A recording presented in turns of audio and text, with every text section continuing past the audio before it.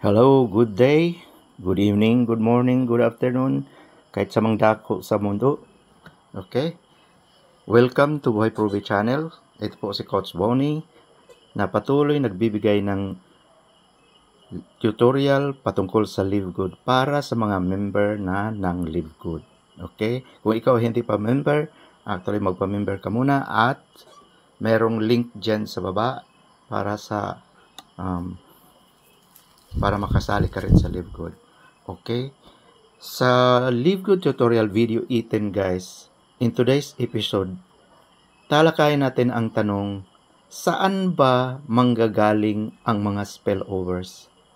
Yes, maraming hindi alam kung ang tungkol sa spillovers. Ang alam lang nila na meron at merong spillover sa Live Good. Okay, in today's video guys, liwanagin natin ang whole concept of spillovers.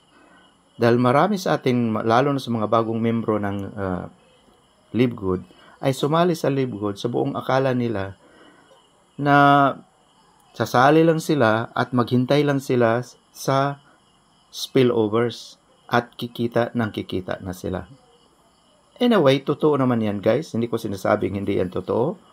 Totoo ang mga yan dahil meron naman talagang kumikita sa Live Good nang dahil lang sa spillover. Meaning wala silang ni-recruit at kumikita sila ng kumikita sa Live Good. Ngunit as a member, alamin natin ang katotohanan patungkol sa spillover. So yan ang topic natin ngayong gabi guys. At bago tayo mag-proceed, patalastas muna na kung ikaw ay bago lang napunta sa channel ko guys, huwag kalimutang mag-like, subscribe, and share. At pindutin nyo na rin ang bell all button para updated ka sa lahat ng mga videos natin. Okay? So, proceed na tayo guys. At dito tayo sa tanong na saan manggagaling ang mga spillovers? Yes. Ano ba yung spillover? Dahil diniscuss ko na ito guys sa mga ibang video, ngunit nakakuha ako ng ibang reactions or comments doon na hindi raw tama yung sinasabi kong wala kang kita dahil kahit matagal ka na sa Live Good. Okay? Ang sabi daw ni Ben Glinsky, nakikita ka kahit wala kang recruit. Gayon din ang sinasabi ni Coach Fernan, nakikita at kikita ka kahit walang recruit. Yes, hindi ko sinasabing hindi ka kikita ka kahit walang recruit. Basta lang merong kang spillover. Okay, so ngayong gabi, i-discuss natin kung saan ba manggagaling ang spillover. Ano ba yung spillover? Okay, guys, by definition, ang spillover ay yan yung mga tao na nalanggay under sa'yo sa matrix or sa network na hindi mo pinaghirapan, galing siya sa galing somewhere. Kung saan yung somewhere, yan ang i-discuss natin ngayon. Okay? So sit back and relax. Pakinggan nyo at panoorin itong video hanggang sa katapusan dahil isa-isahin ko to guys. Okay? Now then, saan manggagaling ang mga spillovers? Okay.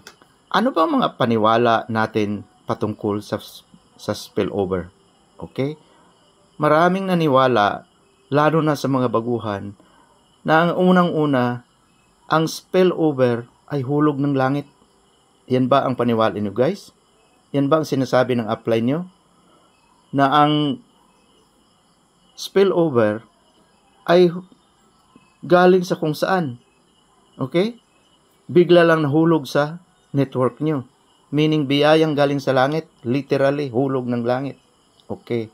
Dahil, okay, o ang iba naman ay nagsasabing ang spillover ay gratis o di kaya'y binigay ni Ben Glinsky na CEO at may-ari ng Live Good o di kaya'y binigay ni Coach Fernan. Totoo ba yan mga mga ka-Live Good? Dahil meron nagkomentaryo sa akin yan nang sabi daw sinabi ni Coach Fernan na magkaroon sila ng spillover at magkapera sila. Well, hindi ko naman sasabing mali si Coach Fernan dahil marami naman siyang mga tauhan na kumikita kahit hindi sila nag-recruit. Okay? Okay, so maraming naniwala niyan dahil yun din ang sinasabi ng mga uplines na sabi nila, mag-join ka lang sa Live Good at kikita ka ng 2,047.5. Ang buong akala ng iba ay pagka-join nila after 1 week or 1 month, kikitain na nila itong 2,047.50. Okay? So, yan ba'y totoo, guys? Okay? Okay. Meron namang iba dyan na nagsasabing ang spillover na tao sa matrix nila ay randomly at kusang dumarating. As time goes by, habang nagkatagal na silang member sa Live Good, as long as magbayad sila ng monthly subscription, darating yung spillover randomly. Meaning, hindi alam kung saan galing ang ang mga tao na napalagay doon sa matrix niya bilang spillover. So, random. Meaning, hindi malalaman natin kung saan ang galing ang mga naging spillover sa'yo. Okay? So, ayan, at kung ano-ano pa ang mga paniwala na para sa akin ay maling paniwala patungkol sa spillover. Kaya ngayon, naggumawa ko ng video para mag-discuss, walang iba kundi puro tungkol lang sa spillovers. Okay? Meron din sinasabi ng upline nila nung mag-join sila na ang spillover daw ay darating sa kanila 3 months after at kikita na sila 3 months after and above. Okay? In a way, that may be true, but hindi para sa lahat yun, unfortunately. Now that you're a member, kailangan malaman mo kung ano ang totoo sa spillover. Okay. So, anong naging resulta nitong mga maling paniwala sa mga bagong membro, guys? As a result of this, ng mga paniwala na magkaroon sila ng spillovers at magkapera sila ng magkapera dahil dyan, kahit hindi sila gumalaw, kahit mag-upo lang sila, ito ang nangyari. Ang una, maraming mga bagong membro sa Live Good na nag-upo waiting for spillovers. Dati, ganyan din ang ginagawa ko. Naghihintay ako ng spillovers. Dahil yan nga ang sinabi ng upline ko rin. Na mag-upo ka lang, wala kang gagawin, at kikita ka na sa Live Good after 3 months. Okay? So, yan ang naging resulta. Maraming nakaupo sa pansitan. Okay? Ano pa? Pangalawa is merong mga false hopes of income on the 3rd month. Okay? May mga bagong membro na nagsasabi na hintayin na lang nila dahil after 3 months, kikita na sila noong $2,047. Oo nga naman. Napakalaking pangarap yan, guys. Yan ang pangarap sa bawat isa. Nakikita tayo ng 2,047 kahit wala tayong ipapasok na recruit sa Live Good. Okay. So, iyan ay resulta sa mga maling paniwala. Okay? Pangatlo, hindi sila nag-effort na mag-invite para sumali sa Live Good. Bakit? Dahil bakit ka ba mag-effort? Kung sinabi ng upline mo na pwede kang kikita kahit walang recruit. Alam nyo naman o alam ko naman din na mahirap ang mag-recruit. So, mas maganda na sumali ka na lang at mag-upo sa pansitan waiting for spillovers. Okay? Now, and then, hindi sila nag-effort. Ngayon, ang nangyari, marami sa mga nag-join sa Live Good ay wala silang pambayad sa monthly subscription.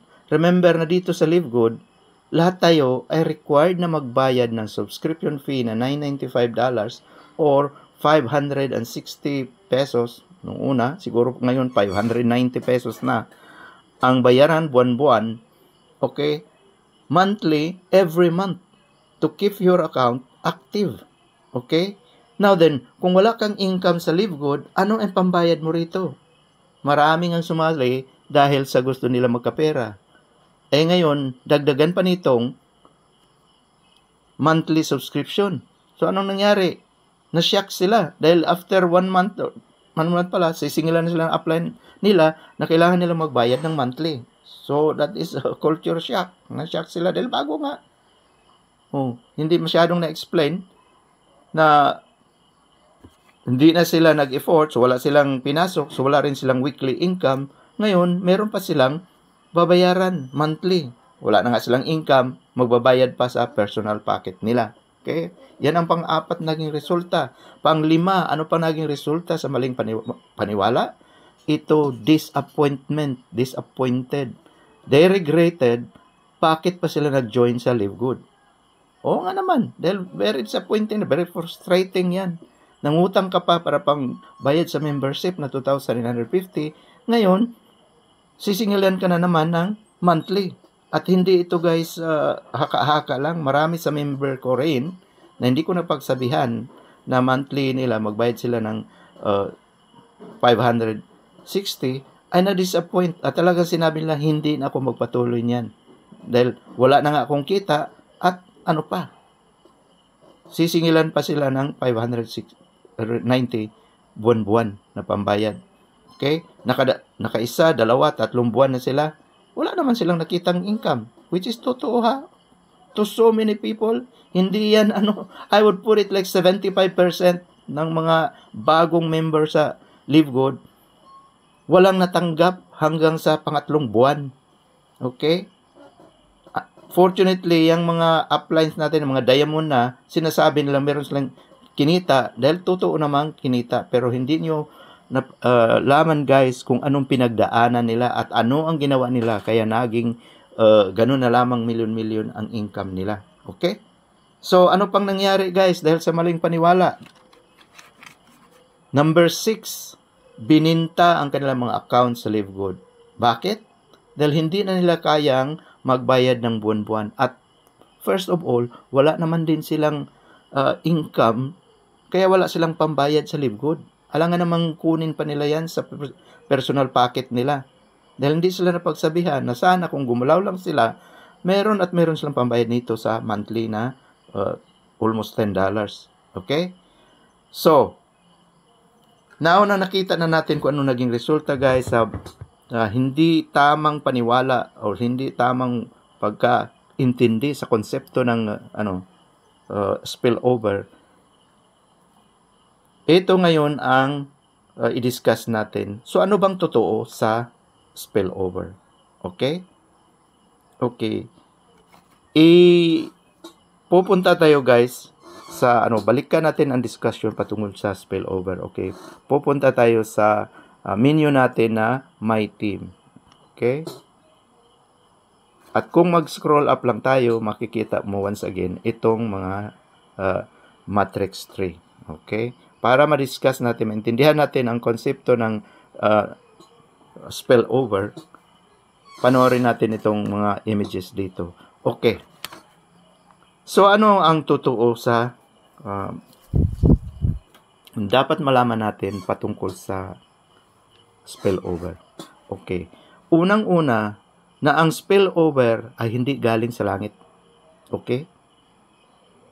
Na ang spillover has a predictable and traceable source mula sa mga masipag na uplines. Okay?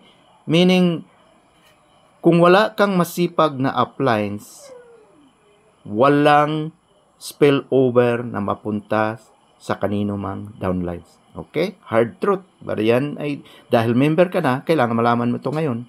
Na ganyan pala. Hindi pala ito galing sa langit. Nasabi na iba na meron naman daw spillover after 3 months, after 2 months. Ngayon, hindi nila nakitang may spillover after 3 months. So, anong nangyari? Disappointed sila. So, hindi ganun dapat ang ituro natin. Ituro natin ang totoo na ang spillover ay galing sa mga upline natin. Okay? Traceable ang source nila. Okay? Galing sa mga masisipag na uplines. Okay? Pangalawa, hindi yan galing kay Ben Glinsky. Not even from Coach Fernan. May nagsabi sa akin, nagkomentaryo sa akin, sabi daw ni Coach Fernan, meron akong hintayin ang tawag nito, meron akong hintayin spillover, maghintay ka lang. Okay? Bakit? Ang sagot ko naman, bakit? Si Ben Glinsky ba? O di kaya si Coach Fernan, magbigay ng sariling pera nila mula sa bulsa nila para ibigay na komisyon doon sa member sa Libgood na walang downlines, na walang walang spillover? Di ba hindi? Lahat ng pera or lahat ng spillover na natanggap natin, guys, ay naka-scrutinize yan according sa algorithm ng Libgood system. Meaning, ang rules, ang patakaran, kung paano mapunta yung downline, mapunta yung spillover na yan sa'yo, merong predictable rules. Okay, nag-follow lang yan sa program. At ang program will only do kung ano ang pinoprogram sa kanya. Okay? Hindi yan maghintay na merong dumating na spillover galing sa langit. Okay? Galing yan sa masisipag na appliance. Okay. So, hindi yan galing kay Ben Glinsky or galing kay Coach Fernan na meron kang matanggap after 3 months. Yan ay conditional. Mangyari lang yan kung meron kang spillover na galing sa upline mo. Okay?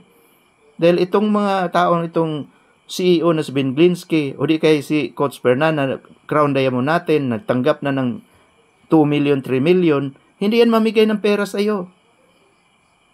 Kung wala kang spillover talaga, kung walang masipag na upline ka, nagbigay sa iyo ng then wala ka rin pipirahin dito sa Libgood, sa totoo lang. Okay? Dahil hindi sila mamigay ng pera. Ang system ang magbigay ng pera sa iyo. At ang system mamigay lang according to the rules, according to the algorithm. So it means, ang spillover din ay hindi random.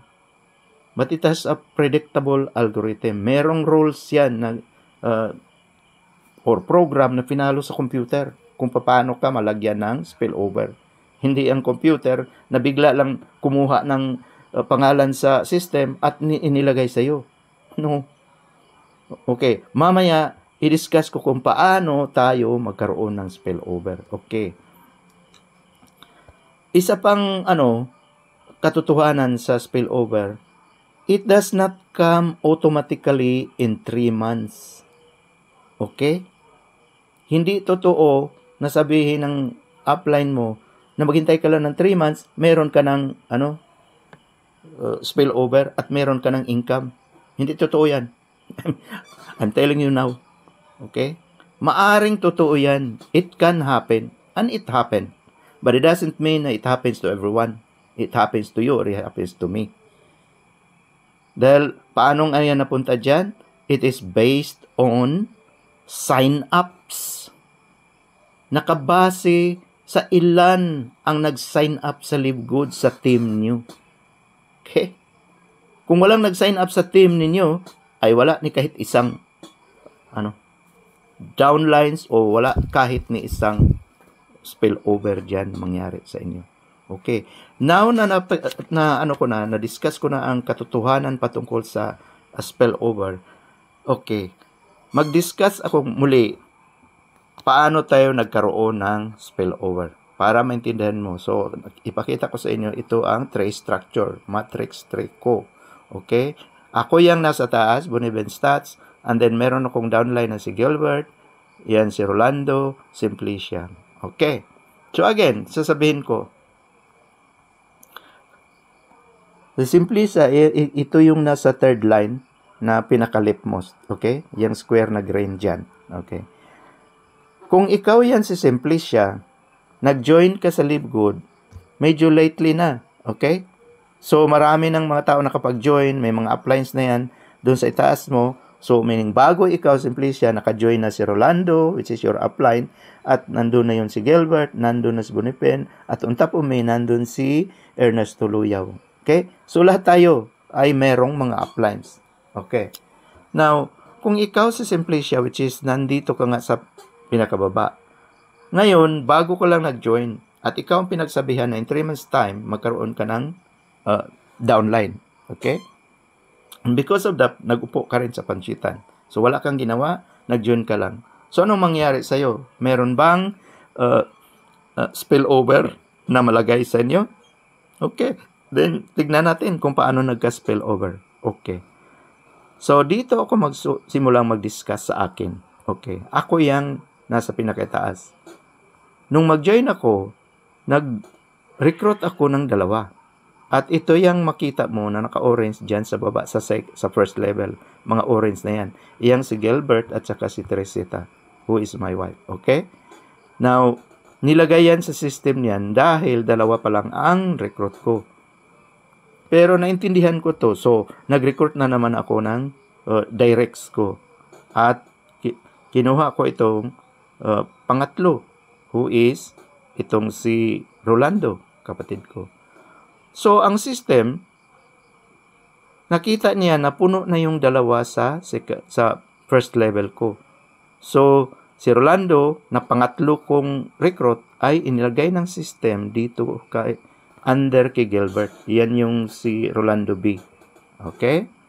Now, nag-recruit na naman ako at ang system, inilagay niya under nitong si Teresita, itong si Iluminada. Okay? Next recruit ko, itong si GC, dito nilagay yung orange na to, under kay Gilbert, nasa right side. Nilagay ni system diyan sa under ni Gilbert. And so on, yung pang next ko, itong si Kristen, dito na naman nilagay under kay Teresita. And so on, hanggang dito sa baba. Okay. Now then, so nakita nyo guys, itong 2 downline ko, who is Gilbert and Teresita, sila ay actually nag-upo sa pansitan. Pero anong nangyari? Mayroon silang 3 downline. Yan. Si Gilbert, mayroon si Orlando, at saka si Jesse, si Teresita, mayroon din Iluminada, Christine. Okay. Now, wala silang mga recruit at that time. Pero ang system, nilagay nila dito under sa kanila. So, in short, ang nangyari, si Gilbert nagkaroon ng tinatawag na spillover. Dahil hindi sila nag-recruit eh. Pero, meron ng 2 under sa kanila. Yan ang tinatawag na spillover. Nagkaroon sila ng downlines dahil inilagay sa system under sa kanila. Saan galing yun guys? Saan galing si Rolando, si GC, yan lahat ng mga yan sa second level? Galing sa akin dahil ako ang apply nila. So, at ito'y mabilis. Within 1 week, nakuha ko itong mga taong to. So, sila, within 1 week, nagkaroon ng spillover. Okay? And so on. Ito lahat ng mga nasa under si Orlando, nag-upo rin at nalagyan siya ng mga taong ito. Now, may isa dito guys, na hindi ako ang nag-recruit. Itong halimbawa, si Iluminada. Bigla ko lang nakita one day na si Iluminada nakalagay na sa under ni Teresita, dito sa left side niya, first level. Saan galing yan?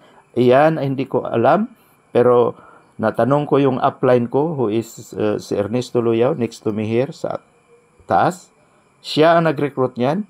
At dahil at that time, bakante pa itong left side na to, nilagay na sa system dito sa left side ni Teresita. Okay? So, napuno ang mga galing sa mga upline. Okay. Now then, nag-recruit na naman ako at dito nilagay under na sa third level dahil yan ang mga bakante ko. In short guys, lahat na itong mga downline ko, ito si Gilbert na nakaupo sa pansitan, wala siyang ginawa. Nagkaroon siya ng 6 na tao agad bilang mga spillover. So, saan galing ang mga tao ito guys? Galing sa akin at galing sa upline ko. So, ngayon nakikita nyo na ang mga spillovers ay merong pinanggalingan at predictable. Malalaman natin kung saan ang galing. Okay? Kung alin ang bakanting pwesto dyan at may mag-recruit dun sa taas, meron siyang ipinasok na tauhan sa team ninyo, papasok at papasok yan as spillover doon sa mga downlines. So, yun lang ang rason kung bakit magkaroon tayo ng spillover. Kung bakit magkaroon tayo ng downlines. Okay? Hindi yan galing kay Coach Fernan. Hindi yan galing kay Ben Glinsky. Kaya medyo emotional ako dyan, guys. Dahil may nagkomentaryo sa akin yan. Sabi na Ben Glinsky na magkaroon ka ng magkaroon ka ng income, magkaroon ka ng spillover kahit wala kang recruits.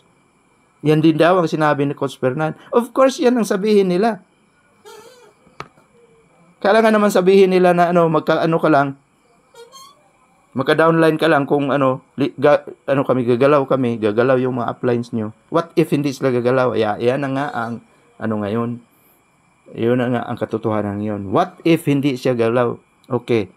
Sagutin natin yan, guys.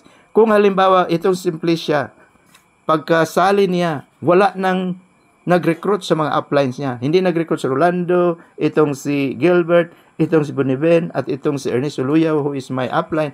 What if tumigil na silang lahat mag-recruit? Ano mangyari? Ito ba si Simplicia? Magkaroon pa ng downline? Magkaroon pa ng spillover? Wala.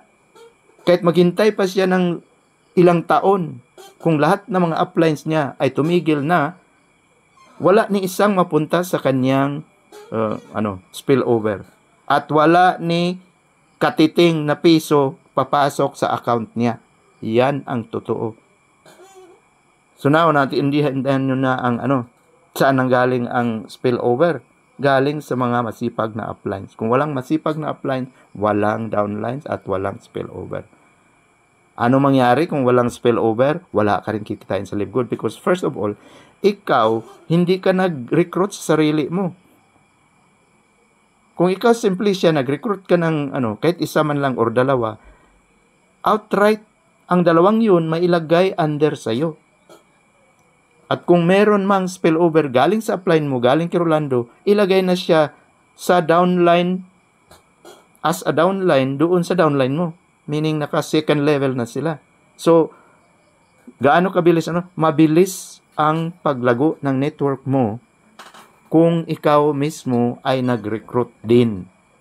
Aside sa mabilis na maglalago yan, mabilis at malaki ang kikitain mo sa LiveGood. Dahil imagine, every person na ni-recruit mo, meron ka kaagad $25 after 1 week. Diyan tayo kikita. Whereas kung maghintay ka sa pansitan, sabihin mong hintayin ko ang marong spillover, it can happen in 3 months. It may not happen in 1 year also. Or even 5 years. Kung walang gumagalaw. Kung lahat kayo dyan sa mga uplines nyo ay naghihintay din ng spillovers, then maghintay kayo ng taon-taon. Wala kayong kikitain. Okay? Yan ang very blunt na guys. Medyo emotional lang ako dahil kinumentaryahan akong mali daw ang sinasabi ko. As if alam nila ang system ng LiveGood. Para bang gusto nilang sabihin, nabibigyan sila ng downline or spillover galing kay Coach Fernan or galing kay Ben Glinsky. Kailan pa mangyari yun? Alam nyo ba kung ilang tauhan ang meron si Coach Fernan? More than 5,000, 10,000 ka tao under sa network niya. Kung hintayin mo siya maglagay ng sa'yo, ilan ba sa pinaka-level mo, which is napakababa na ang level natin? Ilan bang tao yung fill-upan sa system? You are talking about thousands, 10,000 katao nakahalira dyan, bakanting pwesto. At isa ka doon. So, kailan ka malagyan? Maybe in 10 years.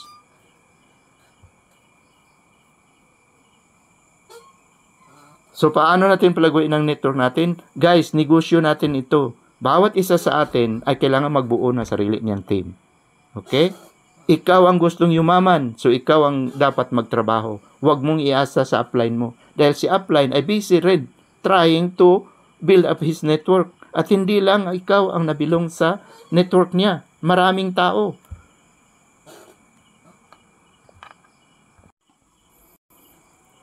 Okay. Guys, kinumpute ko. Kailan ka magkaroon ng $2,047.5 na monthly income kung ikaw ay naghintay ng spillover? Meaning wala ka talagang pinasok sa LiveGood. Yes, kikita ka ng ganito. That is, kung ang total na mga spillover sa'yo is 8,190 katao. Yan ay up to the 12th level ng matrix mo. So, 8,190 katao, kailan pa yan mapuno, guys? Kung yan ang hintayin mo para kikita ka. Okay, mayroong nagsasabi na kikita naman talaga after 3 months dahil mayroon kang isa na naging downline mo o di kay dalawa ang naging spillover mo after 3 months. Okay, na after on the 6th month naging 6 na ang mo. O sabihin na natin 8 ang naging spillover mo. Alam mo ba kung magkano ang kikitain mo diyan buwan-buwan? Sa bawat isa, $0.25. Ilan ang 8? $2 buwan-buwan. After 1 year, after 6 months, yan ba'y matawag na kita? Na nagbabayad ka ng 560 or 590 pesos buwan-buwan? It means na mag-abono ka muna ng mag-abono bago ka kikita ng $1 o di kay $2. Dahil sa 8 pa ka spillover ang sayo. In 3 months, naka-spillover ka ng isa. So, hanggang gaano katagal mo yung hintayin para mapuno yung network mo? Okay. So, mangyari lang yung bayaran ka ng ganyang kalaki, 2,047, kung ma-fill up mo yung 8,190 katao. Ganon ang reality, guys. So, kailan yan hintayin natin? Napakatagal pa niyan, guys. Swerte ka na kung 1 year, 2 years, 3 years, not even 5 years. Okay? Sa paghihintay ng spillover. But, kung ikaw mismo ay nag-recruit, linggo-linggo nagpapasok ka ng isa, at yung mga pinasok mo nagpapasok din isa, hindi mangyari yan within 2 months, at meron nangyari na sa mga uplines natin, mga diamonds na, 2 months, 6 months, na-achieve na nila yung ilang katao at na tanggap na nila yung perang yan. Totoo naman sa Live Good, may kikitain ka talaga. Kung gumalaw ka, at kung hindi ka gumalaw, may kikitain ka pa rin. Pero maghintay ka ng taon-taon. Okay, ako guys, I cannot wait naman. Naiinip ako maghintay, kaya ako mismo gumagalaw ako at kumikita ako ng weekly. Kahit $25 man, $50, bahala na, at least. So, hanggang dito na lang guys ang video ko. Sorry sa pagiging emotional ko, pero kailangan malaman natin ang totoo. Now that we are a member, we have to get real. Hindi yung sugarcoat pa natin ang katotohanan. Dahil yan ang katotohanan. Okay? Pero still, Live Good is a good business. Gawin lang natin ang business which is a referral business. Okay? Dahil sa ngayon naman, wala naman sabi na kikita sila by selling products. Dahil ang products, guys, for one thing, ang produkto wala sa Pilipinas, nandun sa US. Kung mag-order ka, mura nga. Pero kung idagdag mo pa yung delivery charges, doble na ang presyo na Kaya in short, sa mga baguhan, wala ni makabili ng ganyan. Okay? So, kalimutan na natin muna yung produkto. Nakikita dyan sa produkto. Sa ngayon, kikita tayo sa membership. Kaya, maghanap tayo ng prospects na magpa-member sa Live Good, then kikita ka at merong potensyal na magka-million ka. Okay? Hanggang dito na lang guys. Good day sa lahat. See you at the top.